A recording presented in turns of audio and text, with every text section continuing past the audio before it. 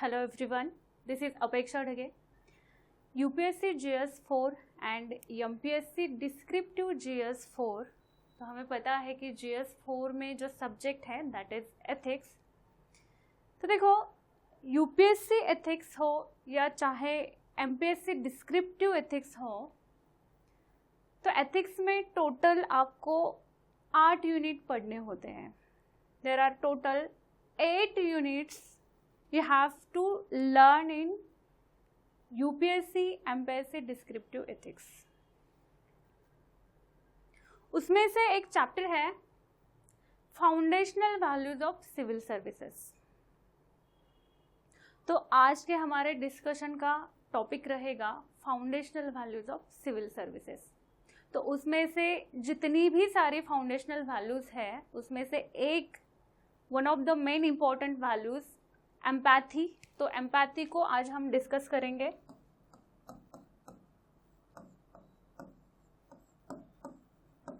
Empathy. Okay, देखो UPSC को जैसे कि कोई सिविल सर्वेंट, कोई एडमिनिस्ट्रेटर एक्सपेक्ट है कि वो इथिकल हो, उसके साथ साथ उसमें एप्टीट्यूड हो. एप्टीट्यूड मतलब क्या? अभियोग्यता हम बोलते हैं. मतलब वो जो पोजीशन है, एक पावरफुल पोजीशन है, वहाँ पे बैठने के लिए, वो पोजीशन हैंडल करने के लिए आपके पास वो योग्यता भी होनी चाहिए. उसे हम बोलते हैं कि aptitude.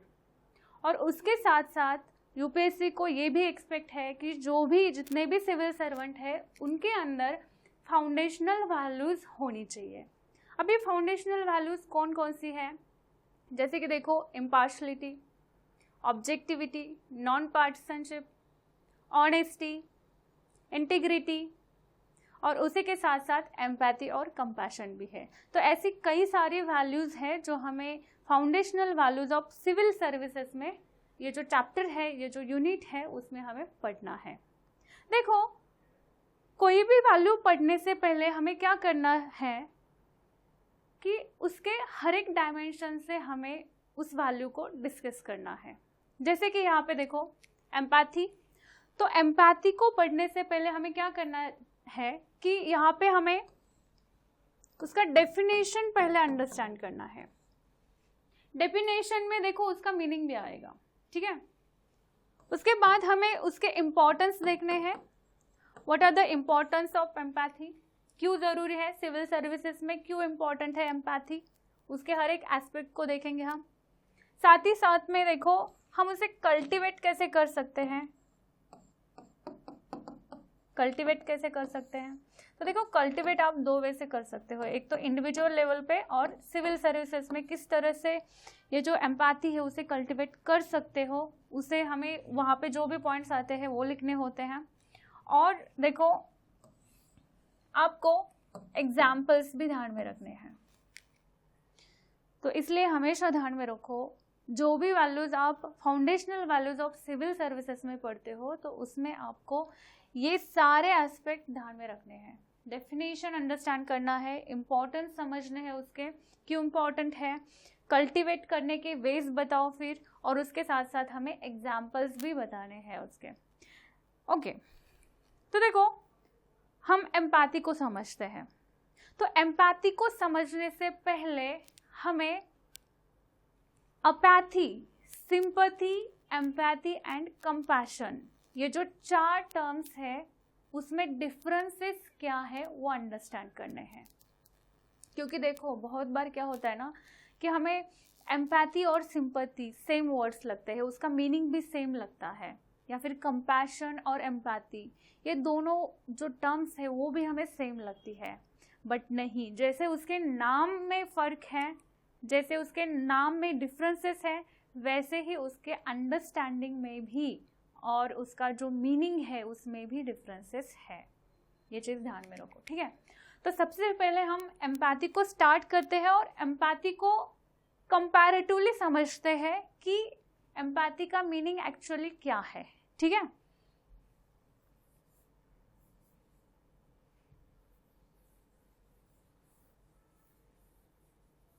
Okay, let us understand the difference between apathy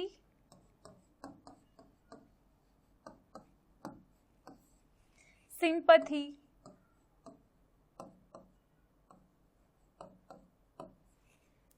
empathy and compassion.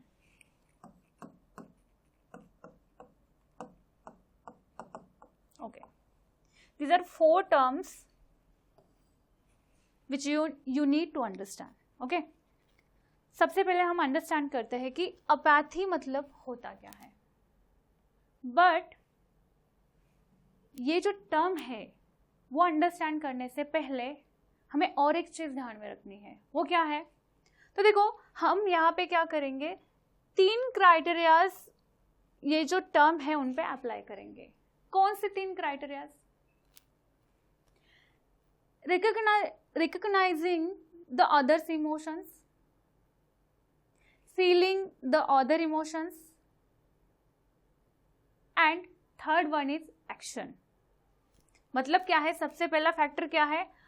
आपको दूसरों के इमोशंस को रिकॉग्नाइज करना है, मतलब पहचानना है.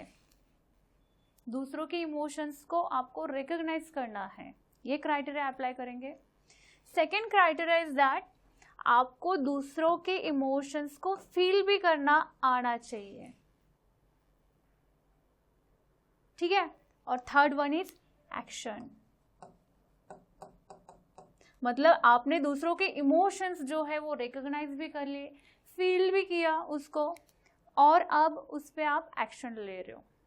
तो ये 3 क्राइटेरियाज हम ये जो यहाँ पे टर्म्स है उस पर अप्लाई करेंगे, और उसी के अकॉर्डिंगली हम डिसाइड कर सकते हैं कि अपैथी मतलब क्या है, what is compassion, what is empathy and what is sympathy.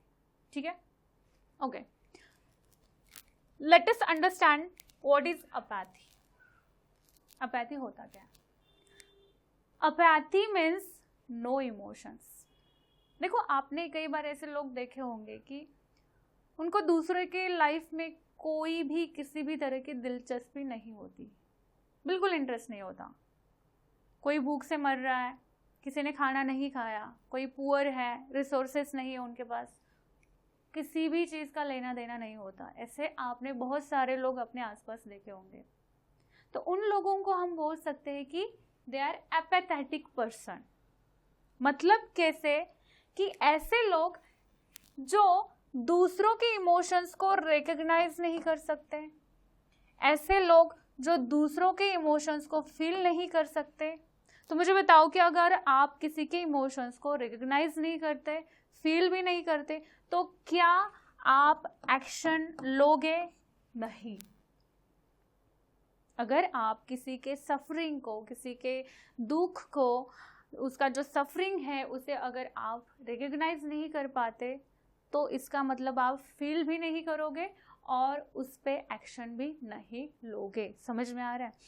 तो देखो, एपैथेटिक पर्सन मतलब क्या? There is no emotions for others. वो जो पर्सन है उसके अंदर रिकॉग्निशन ऑफ इमोशंस नहीं रहेगा, फीलिंग नहीं रहेगी फॉर अदर्स, एंड एक्शन भी नहीं लेगा वो दूसरों के लिए. ठीक है. ओके, अब सिंपैथी के बारे में समझते हैं. सिंपैथी होता क्या है? हम बहुत बार आम तौर पे हमारी लाइफ में ये जो वर्ड है सिंपैथी, उसका यूज़ करते हैं. What is sympathy? ठीक है. तो देखो, सिंपैथी मतलब क्या कि दूसरों के जो सफरिंग है, पेन है, उनके जो इमोशन है, उसे रिकॉग्नाइज करना. मतलब क्या है? सिंपैथी. यहाँ पे फील करना नहीं होता और एक्शन भी नहीं होती. सिंपैथी में क्या है? सिर्फ और सिर्फ आप दूसरों के पेन को रिकॉग्नाइज करते हो. समझ में आ रहा है? ओके. नेक्स्ट, एम्पैथी क्या होता है? What is empathy? तो एम्पैथी में क्या है? आप दूसरों के इमोशंस को, उसकी जो फीलिंग है उसे रिकॉग्नाइज भी करते हो और फील भी करते हो, बट वहां पे एक्शन नहीं होता. अब यहाँ पे एक एग्जाम्पल लेते हैं हम. सपोज करो आप रोड से जा रहे हो, आपके पास एक छोटा बच्चा आता है और आपसे बोलता है कि मैंने 2 दिन से खाना नहीं खाया, आप मुझे पैसे दो. अब आपके अंदर सिंपैथी है, एम्पैथी है या कंपैशन है या आप एपैथेटिक पर्सन है, ये कैसे डिसाइड करेंगे हम? तो अगेन हम यहाँ पे ये 3 क्राइटेरिया अप्लाई करेंगे। ओके, तो अंडरस्टैंड करते हैं कि आप इनमें से किस क्राइटेरिया में, कौन से टर्म में फिट होते हो। ठीक है, आपने रिकॉग्नाइज कर लिया कि उस बच्चे ने 2 दिन से खाना नहीं खाया। ये रिकॉग्नाइज करना मतलब क्या? आपके अंदर क्या है? सिंपैथी है। बट अब आप क्या कर रहे हो कि उस बच्चे के जगह पे खुद को इमेजिन कर रहे हो और खुद पे ऐसे इमेजिन करके सोच रहे हो कि क्या होता अगर मैंने 2 दिन से खाना नहीं खाया होता, मेरी हालत कैसे होती। तो अब ये क्या हो गई? आपकी एम्पैथी हो गई। फील कर रहे हो आप, उसका पेन फील कर रहे हो। समझ में आ रहा है? और कभी जब भी देखो आप दूसरों का पेन फील करते हो, देखो ज्यादातर लोगों को सिंपैथी या फिर एम्पैथेटिक होना पसंद क्यों नहीं होता, उसके पीछे की एक वजह है कि देखो दूसरों का जब आप पेन फील करते हो ना, तब आपको आपकी जो स्टेट ऑफ माइंड है उसमें कॉम्प्रोमाइज करना पड़ता है। मतलब अगर सपोज करो आप हैप्पी स्टेट ऑफ माइंड में हो, आपकी लाइफ में बहुत ही अच्छा सब कुछ चल रहा है, बट सामने से कोई पर्सन आ रहा है और उसका जो भी दुख है, सफरिंग है, वो आपसे शेयर कर रहा है, तो कुछ लोगों को वो सुनना अच्छा नहीं लगता।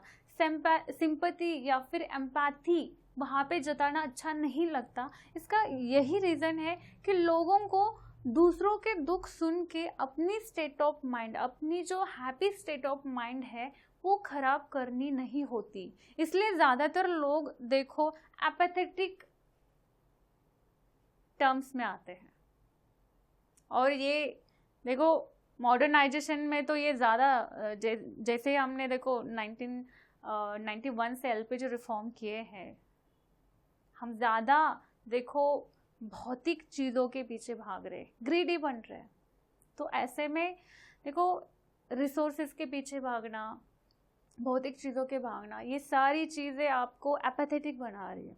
आप ग्रीडी बन रहे हो, दूसरों के बारे में सोच नहीं रहे, रिसोर्सेज का एक्सप्लॉयटेशन कर रहे हो। ठीक है, ओके। Now compassion. कंपैशन क्या होता है? कंपैशन मतलब क्या? जहाँ पे ये तीनों क्राइटेरिया अप्लाई होते हैं। मतलब क्या? आप किसी के पेन को रिकॉग्नाइज भी करते हो, फील भी करते हो और वहाँ पे एक्शन भी लेते हो। मतलब क्या? आपने उस बच्चे का जो पेन है या फिर उसने जो खाना नहीं खाया, वो जो चीज़ है खाना नहीं खाया, वो जो उसका प्रॉब्लम है उसे रिकॉग्नाइज किया, वो फील किया। Now you are taking an action. आप क्या एक्शन ले रहे हो कि आपने क्या किया? किसी रेस्टोरेंट में गए, फूड खरीद लिया और उस बच्चे को दे दिया, आपने एक्शन लिया। मतलब कि क्या है? देखो कंपैशन में क्या होता है कि आप एक्शन लेते हो। मतलब दूसरों का सफरिंग सिर्फ सुनते नहीं, दूसरों के इमोशंस सिर्फ आप सुनते नहीं, तो वहाँ पे आप एक्शन भी लेते हो, वो होता है कंपैशन। कंपैशन में ये तीनों क्राइटेरिया अप्लाई होते हैं, ध्यान में रखो। ठीक है, अब देखो इसी के चलते हम और एक एग्जांपल लेते हैं।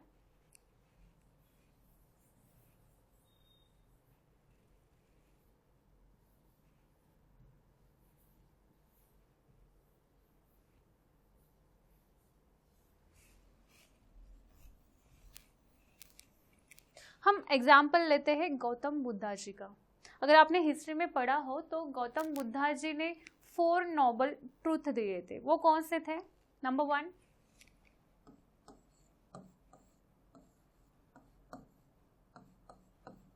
दुख, देयर इज ए सफरिंग,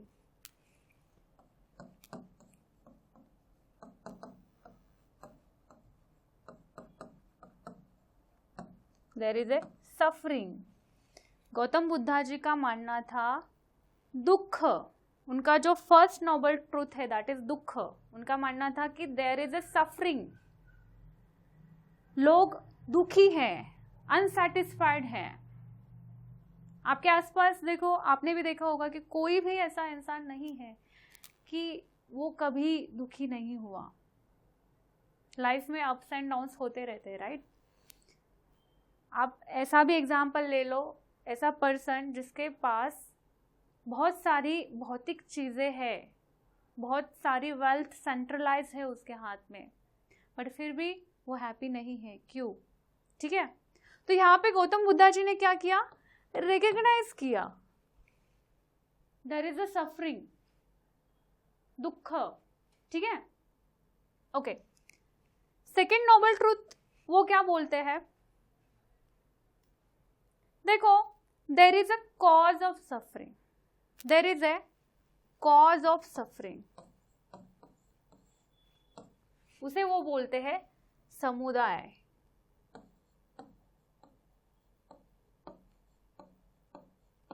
समुदाय का मतलब क्या है? Cause of suffering, there is a cause of suffering. अब सफरिंग के रीजंस क्या है?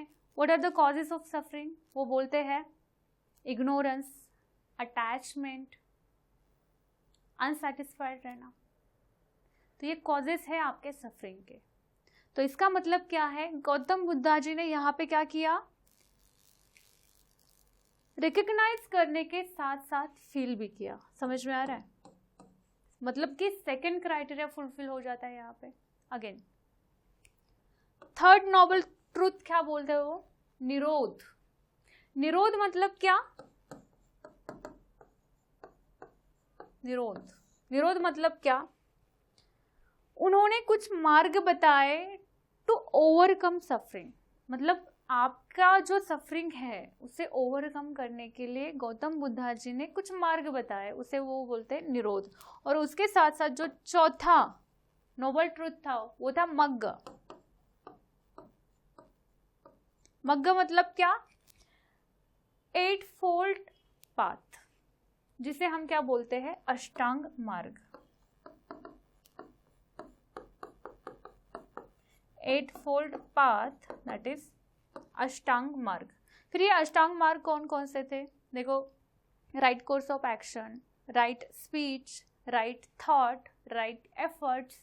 ठीक है, तो इस तरह से कुछ 8 उन्होंने अष्टांग मार्ग बताए थे, जिसे हम 8 फोल्ड पाथ बोलते हैं। ठीक है, दैट मीन्स कि यहाँ पे क्या है? उन्होंने कंपैशन मतलब एक्शन भी लिया। ठीक है, देखो ओवरऑल यहाँ से आपको क्या अंडरस्टैंड करना है कि गौतम बुद्धा जी ने जितने भी नोबल ट्रूथ बताए थे, 4 नोबल ट्रूथ थे। Again will understand. पहला कौन सा था? इट वॉज अबाउट कि देयर इज अ सफरिंग। ठीक है, सफरिंग है जिसे वो बोलते हैं दुख। Second, there is a cause of suffering. ठीक है, कॉज के बारे में बोलते हैं। और थर्ड बोलते हैं निरोध, एंड फोर्थ इज अष्टांग मार्ग, जिसे वो मग्ग बोलते हैं। ठीक है, तो यहाँ पे उन्होंने क्या किया? There is a cause of, there is a suffering means क्या है कि उन्होंने यहाँ पे रिकॉग्नाइज किया। रिकॉग्नाइज किया मतलब क्या है? यहाँ पे उनके अंदर क्या है? गौतम बुद्धा जी के अंदर क्या है? सिंपैथी है। There is a cause of suffering मतलब क्या है? उन्होंने फील भी किया, मतलब उनके अंदर क्या है? एम्पैथी है। और उन्होंने अष्टांग मार्ग बताए to overcome this suffering, that means उनके अंदर क्या है? कंपैशन भी है। समझ में आ रहा है? और उन्होंने ये एक्शन लिया है, फिर अष्टांग मार्ग बता के उन्होंने एक्शन लिया है। समझ में आ रहा है? तो गौतम बुद्धा जी एक ऐसे पर्सन थे कि उनके अंदर देखो सिंपैथी भी थी, एम्पैथी भी थी और कंपैशन भी था। देखो, without empathy compassion is not possible. Compassion आपके अंदर आने के लिए सबसे पहले बहुत ही ज़्यादा ज़रूरी है कि आपके अंदर एम्पैथी होनी चाहिए। आपको दूसरों का पेन, दूसरों का सफरिंग फील करना आना चाहिए, तभी आप उसके टूवर्ड्स एक्शन लोगे, कुछ सोल्यूशन निकालोगे। समझ में आ रहा है? तो गौतम बुद्धा जी एक ऐसे पर्सन थे, उनके अंदर ये तीनों चीज़ें थी। समझ में आ रहा है? और देखो, जिस पर्सन के अंदर ये तीनों चीज़ें होती है, सिंपैथी, एम्पैथी और कंपैशन, वो पर्सन देखो इमोशनली इंटेलिजेंस कहा जाता है। देखो, इमोशनली इंटेलिजेंट होना और आपकी बुद्धिमत्ता, मतलब हम बोलते हैं ना कि EQ और IQ, इसमें फ़र्क होता है, राइट। IQ मतलब क्या होता है, देखो आप अपने एकेडमिक्स में जो हायर नंबर लाते हो, मतलब आपने हिस्ट्री में टॉप किया, ज्योग्राफी में टॉप किया, एनवायरनमेंट में टॉप किया, ठीक है, ये जो सारे सब्जेक्ट होते हैं, आप अपने स्कूल्स में बेस्ट रहते हो, टॉपर रहते हो, और उसी के बेसिस पे आगे जाके आप लाइफ में सक्सेसफुल भी होते हो, वो क्या हो गया, आपका एकेडमिक सक्सेस हो गया। बट आपने आमतौर पे कुछ ऐसे लोग भी देखे होंगे आपके आसपास, they were not good at academics, academics में बिल्कुल अच्छे नहीं थे, बट फिर भी वो लाइफ में सक्सेसफुल है। इसके पीछे की क्या वजह है? उसके पीछे की एक हम बोल सकते हैं कि बहुत ही इम्पोर्टेंट रीज़न यही है कि वो लोग इमोशनली इंटेलिजेंट थे। अब देखो, इमोशनली इंटेलिजेंट होना मतलब क्या होता है?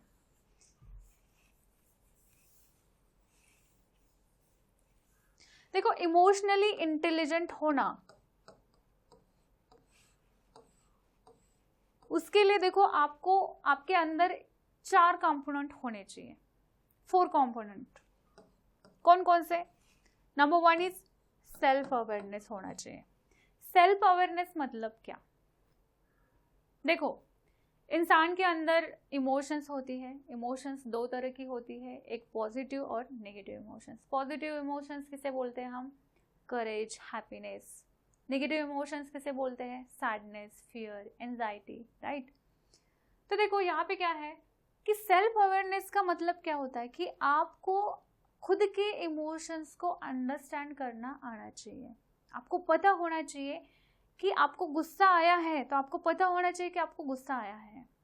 अगर आप हैप्पी है तो आपको पता होना चाहिए कि आप हैप्पी हो। आप एंशियस हो तो आपको पता होना चाहिए कि एंशियस क्यों हो। हैप्पी हो तो हैप्पी क्यों हो, सैड हो तो सैड क्यों हो। तो आपको अपने इमोशंस के बारे में पता होना चाहिए, आप कब कैसे होते हो। इसे बोलते हैं सेल्फ अवेयरनेस। खुद के इमोशन से रिलेटेड सेल्फ अवेयरनेस बोलते हैं हम इसे, ठीक है। अब आपने अंडरस्टैंड तो कर लिया कि मैं कब हैप्पी होता हूँ, मैं कब सैड होता हूँ, बट उसे अब रेगुलेट भी करना आना चाहिए। ऐसा नहीं होना चाहिए कि आपको बहुत ही ज़्यादा गुस्सा आया है और उस गुस्से में आपने बहुत ही तोड़फोड़ मचा दी और बाद में आपको गिल्ट फील हो रहा है कि ये मैंने क्या कर दिया, राइट। ऐसा नहीं होना चाहिए। आपको अगर गुस्सा आया है तो उस गुस्से को आपको चैनलाइज करना आना चाहिए, उसे रेगुलेट करना आना चाहिए। तभी आपका जो अंडरस्टैंडिंग है इमोशनल इंटेलिजेंस को लेके, वो उसका अच्छे से यूज होगा। समझ में आ रहा है? तो सेकेंड थिंग इज दैट आपको सेल्फ रेगुलेशन भी आना चाहिए, मतलब खुद के इमोशंस को क्या करना, रेगुलेट करना, ठीक है। And third thing is that, third component हम इसे बोलते हैं सोशल अवेयरनेस। सोशल अवेयरनेस, ये था सेल्फ अवेयरनेस के बारे में। Self, this is for social awareness. मतलब क्या, अब आपने क्या किया, पहले 2 कंपोनेंट क्या बोलते हैं, आपने क्या किया, खुद के इमोशंस को अंडरस्टैंड किया, अवेयर हो गया। अब आपने उसे रेगुलेट भी किया, खुद के इमोशंस को, ठीक है। अब आपको सामने वाला, आपके जो पर्सन है, आपके सामने जो पर्सन है, उसके इमोशंस के बारे में भी अवेयरनेस होना चाहिए। एंड उसके साथ साथ सोशल रेगुलेशन भी होना चाहिए। मतलब क्या, आपके सामने जो पर्सन है उसके इमोशंस को अंडरस्टैंड करने के साथ साथ सामने वाले पर्सन के इमोशंस को रेगुलेट भी करना आना चाहिए आपको। और ये 4 कंपोनेंट जिस किसी इंसान में होते हैं तो हम उसे बोलते हैं इमोशनली इंटेलिजेंट पर्सन। तो इसलिए देखो कि कुछ लोग एकेडमिक्स में अच्छे नहीं हैं बट फिर भी वो अपने लाइफ में बहुत उन्होंने ग्रोथ पाया है या फिर बहुत सक्सेसफुल हुए हैं। क्यों? Because they are emotionally intelligent person, ठीक है। और इमोशनली इंटेलिजेंट पर्सन कब हो सकता है? जब उसके अंदर सिंपैथी है, एम्पैथी है और कंपैशन है। और कंपैशन कब आएगा? जब आपके पास सिंपैथी और एम्पैथी है। विदाउट सिंपैथी और एम्पैथी कंपैशन पॉसिबल ही नहीं है। और अगर ये 3 कंपोनेंट आपके अंदर नहीं है, सिंपैथी, एम्पैथी और कंपैशन, ये वैल्यूज नहीं है आपके अंदर, तो इमोशनल इंटेलिजेंट होना भी डिफिकल्ट है। क्योंकि देखो, सिंपैथी, एम्पैथी और कंपैशन क्या बोलता है, आपको दूसरों के इमोशंस को अंडरस्टैंड करना आना चाहिए। अगेन, इमोशनल इंटेलिजेंस में क्या है, दूसरों के इमोशंस के बारे में अवेयरनेस और उसे रेगुलेट करना, सेम चीजें अप्लाई होती है यहाँ पे भी। तो इसलिए देखो, इमोशनल इंटेलिजेंस होने के लिए सबसे पहले आपको सिंपैथी, एम्पैथी और कंपैशन, ये 3 फैक्टर जो है, ये 3 वैल्यू जो है वो आपके अंदर होनी चाहिए। तभी आप देखो, जब आप IAS बनोगे, आप एग्जाम पास होके एडमिनिस्ट्रेटर बनोगे, आपके सामने बहुत सारे प्रॉब्लम्स आएंगे, चैलेंजेस आएंगी, आपको लोगों के जो भी ट्रबल्स है उसको सॉल्व करना होता है, तो वो तभी कर सकोगे जब आपके अंदर ये वैल्यूज हैं। समझ में आ रहा है? तो अभी जो हमने 4 टर्म्स देखी, apathy, sympathy, empathy and compassion, उसे ग्राफिकली अंडरस्टैंड करते हैं। अगर आप ये ग्राफिकली अंडरस्टैंड करते हैं तो वो ज़्यादा, मुझे लगता है कि अगर ये ग्राफ आप एग्ज़ाम में निकालते हैं तो ये बहुत ही इम्प्रेसिव रहेगा, आप अच्छे मार्क्स ला सकते हो। ठीक है, तो देखो एक्स एक्सिस है, वाई एक्सिस है हमारे पास। जो वाई एक्सिस है वहाँ पे आपको डिनोट करना है केयर और कंसर्न के लिए। ठीक है, तो यहाँ पे हम समझते हैं कि देखो, एपैथी कहाँ पे आएगी, 0 care, right, 0 care.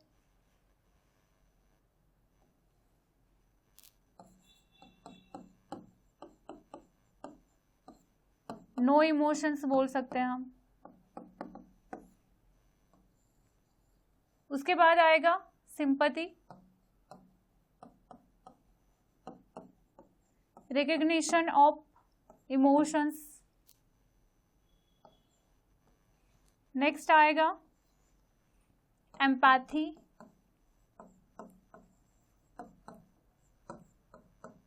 Feeling of others emotions बोल सकते हैं, एंड कंपैशन। कंपैशन जहां पे हम क्या करते हैं, एक्चुअल में एक्शन लेते हैं। ठीक है, तो देखो हमने जो टर्म्स देखे उसका इस तरह से आप ग्राफिकल रिप्रेजेंटेशन करके आप एग्जाम में अच्छे से मार्क्स भी ला सकते हो। ठीक है, ओके।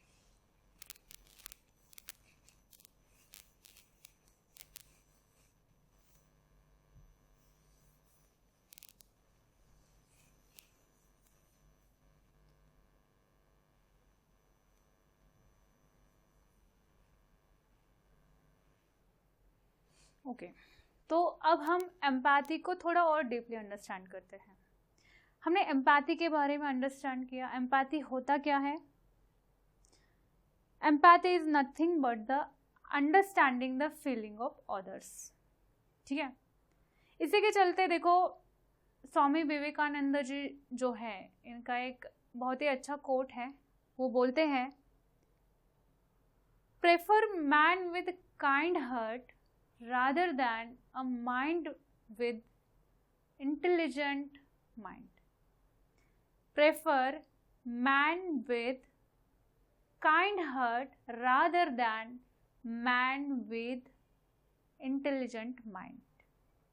मतलब क्या है कि एक इंटेलिजेंट मैन की बजाय आप एक काइंड हार्ट पर्सन को प्रेफर करो, उसे प्रेफरेंस दो। ठीक है, ओके। देखो, सिविल सर्विसेज में एम्पैथी क्यों इम्पोर्टेंट है, क्यों हमें एम्पैथी को पढ़ना चाहिए, व्हाट आर देयर इम्पोर्टेंस, अभी से अंडरस्टैंड करते हैं। ठीक है, let us take an example. Suppose करो गवर्नमेंट को इंफ्रास्ट्रक्चर डेवलपमेंट करना है और गवर्नमेंट अप्रोच कर रहा है किसी प्राइवेट कंपनी को for the development of infrastructure project. ठीक है, अब देखो इंफ्रास्ट्रक्चर प्रोजेक्ट, ठीक है, यहां पे हम दोनों का गोल देखेंगे। प्राइवेट कंपनी इंफ्रास्ट्रक्चर प्रोजेक्ट को किस तरह से देख रही है और किसी सिविल सर्वेंट को इसे किस तरह से देखना चाहिए, दोनों का गोल देखते हैं, ठीक है, और गवर्नमेंट का अप्रोच भी देखते हैं, ठीक है, ओके। और उसी से हम अंडरस्टैंड करते हैं कि एम्पैथी क्यों इम्पोर्टेंट है, ओके। देखो, इंफ्रास्ट्रक्चर प्रोजेक्ट को कोई प्राइवेट कंपनी किस तरह से देखेगी कि मुझे प्रॉफिट कितना हो रहा है, हमारी कंपनी को प्रॉफिट कितना हो रहा है, राइट। मतलब कि जो प्राइवेट कंपनी है वो किसके बारे में सोच रही है, सेल्फ इंटरेस्ट के बारे में, समझ में आ रहा है, एंड प्रॉफिट के बारे में, राइट। बट वहीं पे गवर्नमेंट या फिर जो लीडर्स है, एडमिनिस्ट्रेटर है, वो क्या चाहते हैं कि रोड का कंस्ट्रक्शन हो जाए, इंफ्रास्ट्रक्चर अच्छे से खड़ा हो इंडिया में, उसी से क्या होगा, कनेक्टिविटी बढ़ेगी, इंडिया की डेवलपमेंट होगी, इंडिया आगे जाएगा, समझ में आ रहा है। तो यहाँ पे वो किसके बारे में सोच रहे, पीपल्स, लोगों के बारे में सोच रहे। मतलब कि गवर्नमेंट हो या फिर जो सिविल सर्वेंट है, उनका गोल क्या होना चाहिए, welfare of the nation, welfare of the nation और सोशल वेलफेयर, समझ में आ रहा है। तो यही फर्क है, यहाँ पे ध्यान में रखो कि जो प्राइवेट प्लेयर होते हैं उनका जो गोल होता है वो प्रॉफिट कमाना होता है, जो लीडर्स है, गवर्नमेंट है, सिविल सर्वेंट है, उनका गोल क्या होता है, welfare of the nation, social welfare, बाकी के लोगों के बारे में सोचना, उनकी भलाई के बारे में सोचना, उनके लिए काम करना, लोगों को सर्व करना। तो इसलिए अगर ये गोल आपका है, welfare of the nation, social welfare, तो आपके अंदर जो बहुत ही ज़्यादा इम्पोर्टेंट वैल्यू है, दैट इज एम्पैथी, वो होनी चाहिए। अदरवाइज आप देखते हो ना कि करप्शन के कितने सारे केसेस हैं।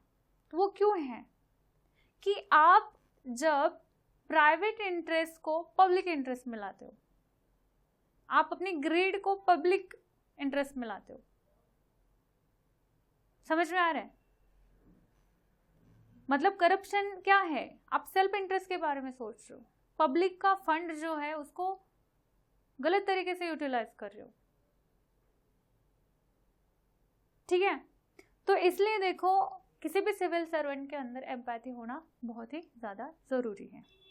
और क्या इसके इम्पोर्टेंस है, देखो इंडिया जो है बहुत ही ज़्यादा डाइवर्स कंट्री है, इसमें आपको डिफरेंट कास्ट के लोग मिलेंगे, डिफरेंट रिलीजन के लोग मिलेंगे, डिफरेंट कल्चर के लोग मिलेंगे। तो इसी के चलते बहुत बार होता क्या है कि हमें रिलीजियस क्लैशेस दिखाई देते हैं, कास्ट इश्यूज दिखाई देते हैं, जेंडर इश्यूज दिखाई देते हैं। आज भी ऐसे बहुत सारे एरियाज हैं जहाँ पे लड़कियों को फुल्ली एजुकेशन नहीं दिया जाता, चाइल्ड मैरिजेस होते हैं, और ऐसे कई बहुत सारे इश्यूज हैं। तो जब आप एग्ज़ाम पास करके आईएएस बनोगे, उस पोजीशन पे बैठोगे, तो ऐसे कई सारे सोशल इश्यूज आपके सामने आने वाले हैं, चैलेंजेस आने वाले हैं। तो अगर इन चैलेंजेस को टैकल करना है, अच्छे से हैंडल करना है, तो आपके अंदर क्या होनी चाहिए, एम्पैथी होनी चाहिए। एम्पैथी मतलब क्या, understanding the feeling of others. और जब आप दूसरों के फीलिंग्स अंडरस्टैंड करोगे, तभी आप कंपैशनेट होके उस पर सोल्यूशन निकाल सकोगे। समझ में आ रहा है, ओके। और क्या रीजंस है, और क्या इंपॉर्टेंस है एम्पैथी के। आजकल हम एनवायरमेंटल इश्यूज देख रहे हैं, बहुत सारे एनवायरमेंटल इश्यूज फेस कर रहे हैं, जैसे कि क्लाइमेट चेंज है। रिसेंटली हैदराबाद यूनिवर्सिटी का आपने इशू सुना होगा, ग्लोबल वार्मिंग हो रहा है, पोल्यूशन के इश्यूज है, दिल्ली एयर पोल्यूशन का इशू है, दिल्ली एनसीआर रीजन में जो स्टबल बर्निंग होता है उसका इशू है, एनिमल राइट्स के इशू है, राइट। हम क्या कर रहे हैं, डेवलपमेंट को आगे रख रहे हैं और एनवायरमेंट को बहुत पीछे छोड़ रहे हैं। एनवायरमेंट और डेवलपमेंट, उसका बैलेंस रखना चाहिए हमें। अब ये बैलेंस कब रख सकेंगे, अगर हमारे अंदर एनवायरमेंट को लेके एम्पैथी है, एनिमल राइट्स को लेके एम्पैथी है, तभी तो ये पॉसिबल होगा, तभी तो हम सस्टेनेबिलिटी की तरफ बढ़ेंगे। समझ में आ रहा है? तो देखो ऐसे कई सारे एस्पेक्ट है, उसी को मद्देनजर रखते हुए हमारे अंदर ना कि सिर्फ सिविल सर्वेंट, इंडिया के हर एक इंसान के अंदर मैं तो कहूँगी कि एम्पैथी होनी चाहिए एक दूसरे के लिए। समझ में आ रहा है? मतलब जितने भी लीडर्स हैं, चाहे वो प्राइवेट प्लेयर हो, गवर्नमेंट में हो, सबके अंदर एम्पैथी एटलीस्ट थोड़ी बहुत होनी चाहिए। अब एक दूसरे के बारे में भला सोच सको, अच्छा सोच सको, ठीक है? ओके। अब हमने इम्पोर्टेंस समझे एम्पैथी के, अब इसे कल्टिवेट कैसे करना चाहिए? How to cultivate empathy? 2 level पे कर सकते हो, एक तो इंडिविजुअल लेवल में और दूसरा सिविल सर्विसेज में, ठीक है? देखो अब एक एक पॉइंट समझते हैं हम, एम्पैथी को कैसे कल्टिवेट करना चाहिए। आपके पास देखो सबसे बड़ा फैक्टर है कि आपके पास डाइवर्स एक्सपीरियंस होना चाहिए। देखो आपका जब सिलेक्शन होता है तब आपको भारत दर्शन करवाया जाता है। उसका मोटिव यही होता है कि आप इंडिया के हर एक कोने में जाके देखो वहाँ का कल्चर कैसा है, अर्बन एरिया कैसा है, रूरल एरिया कैसा है, वहाँ के चैलेंजेस क्या है, प्रॉब्लम्स क्या है। ग्रास रूट लेवल पे जाके वहाँ के प्रॉब्लम्स देखो, ट्राइबल कम्युनिटी को जाके मिलो, उनके प्रॉब्लम्स अंडरस्टैंड करो, उनका कल्चर अंडरस्टैंड करो। क्योंकि क्या है ना, आप अगर हो महाराष्ट्र से और कल को जाके आपका पोस्टिंग मणिपुर या नागालैंड में होता है और आपको वहाँ का कल्चर बिल्कुल ही कुछ पता ही नहीं है, सब चीज़ें अननोन है, तो शुरुआत यही से होगी कि आपको अडॉप्ट करने में प्रॉब्लम जाएगा मतलब। और फिर उनके कल्चर को लेके, उनके जो प्रॉब्लम है वहाँ के लोग, उनको लेके एम्पैथी आना आपके अंदर, ये बहुत ही टफ टास्क है। फिर समझ में आ रहा है? तो इसलिए सबसे पहले आपको एक अच्छे से भारत दर्शन करवाया जाता है, ठीक है? रिसेंटली हमने राहुल गांधी जी का भी देखा कि उन्होंने भारत जोड़ो यात्रा की थी।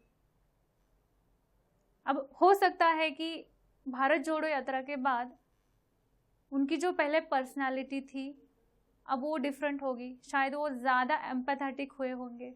समझ में आ रहे हैं? और नॉट ओनली राहुल गांधी, उनके साथ जितने भी लीडर्स थे, जितने भी लोग उसमें पार्टिसिपेट हुए, उस यात्रा में शामिल हुए, हो सकता है कि सबने अब क्या है कि थोड़ा थोड़ा उनके अंदर एटलीस्ट एम्पैथी आई हो, ठीक है? नाउ और कैसे कल्टिवेट कर सकते हैं? कम्युनिकेशन। देखो आपको डाइवर्स कम्युनिकेशन करना चाहिए। होता यही है कि देखो हम क्या करते हैं कि हमारे लेवल के लोगों को अपने फ्रेंड्स बनाते हैं, अपने सर्कल में रखते हैं, राइट? बट आप कभी मुंबई के धारावी एरिया में भी जाके देखो वहाँ के लोग कैसे रहते हैं, कम्युनिकेट करके देखो, विजिट करो, आपको पता चलेगा। बहुत ही छोटी जगह पे 5-5, 6-6 लोग रहते हैं। There is no ventilation, sunrays भी ठीक से नहीं पहुंचते, रैट्स इधर उधर भाग रहे। तो वहां के लोग किस हालत में रहते हैं वो आपको कब पता चलेगा? जब आप वहां पे एक्चुअल में जाके विजिट करोगे तभी पता चलेगा आपको। समझ में आ रहा है? तो इसलिए आपको अलग अलग जगह पे जाना चाहिए, एक्सपीरियंस लेना चाहिए, कम्युनिकेशन करना चाहिए, तभी ये पॉसिबल होगा। और देखो इंसान को ना खुद के इमोशंस से जुड़े रहना चाहिए हमेशा। मतलब कैसे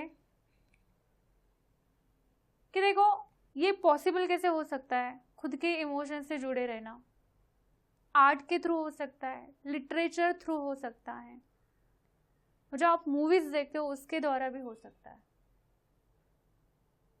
अगर आपको वुमन एम्पावरमेंट किस लेवल से करना चाहिए ये समझना है तो आप पैडमैन मूवी जो है अक्षय कुमार जी का, वो जाके देख लो। ऐसे कई सारे मूवीज होते हैं जहाँ देखो सोशल इश्यूज जो है हमारे समाज में उसे बहुत ही अच्छे तरीके से उन्होंने दिखाया हुआ होता है। तो एटलीस्ट आप वहाँ से अंडरस्टैंड कर सकते हो कि क्या सोशल इश्यूज है, किस तरह से है।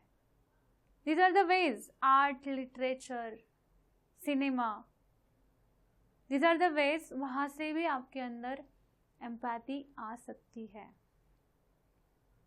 एनजीओ विजिट करो, जो अनाथ बच्चे हैं जिनके माँ बाप नहीं हैं, ऐसे एनजीओज को जाके मिलो। तो देखो ऐसी कई सारी चीजें हैं जहाँ से हम क्या कर सकते हैं कि एम्पैथी को कल्टिवेट कर सकते हैं। Thank you and stay tuned with us.